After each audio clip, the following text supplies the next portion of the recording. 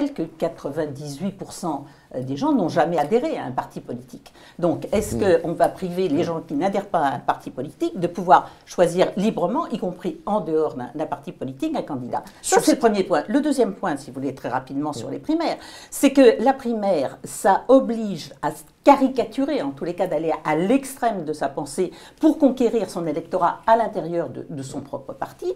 Le résultat, c'est qu'ensuite, quand il faut rassembler, ou on se délie, ou on se renie. Alors justement, sur cette question du rassemblement, on se pose la question de vos soutiens. On a constaté que Patrick Ollier, votre compagnon, a lui choisi de soutenir François Fillon. Ça pose la question de... Non. Je précise une chose. Patrick Ollier a choisi de soutenir François Fillon dans la primaire.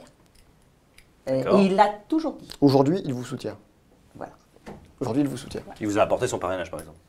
Enfin, son soutien public, son parrainage. Écoutez, est-ce que vous pensez que ça peut poser un problème? Et ça pose une autre question. Vous êtes l'ancienne patronne de cette famille politique.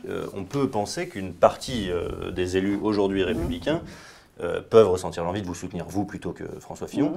Pour l'instant, il n'y a pas de soutien public de la part d'élus, de premier plan, etc. Non, à quel moment est-ce qu'on peut s'attendre à voir ça, des élus, des députés, des parlementaires qui apporteraient leur soutien à votre candidature? Écoutez, je n'en sais rien. Eux, ils sont libres. De toute façon, moi, je fais ma campagne.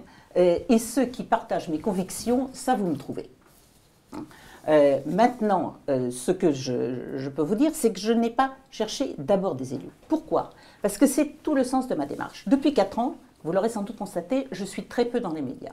Depuis 4 ans, j'ai voulu prendre du recul pour aller directement au contact des Français et les écouter. On vous donne 1 minute pour dire du bien d'une personnalité. On vous propose 2 noms, vous choisissez, puis vous avez 1 minute pour dire du bien d'un des deux. C'est la séquence bienveillante de l'émission. On essaie un petit peu de changer gentillesse. notre fusil d'épaule. Et aujourd'hui, on vous laisse le choix entre Emmanuel Macron et Jean-Luc Mélenchon.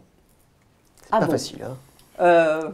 Deux adversaires pour la présidentielle. Oui, non, mais ils sont tous les deux candidats à la présidentielle. Il y en a un qui en est un demi, hein, si j'ai bien compris, avec son système de dédoublement.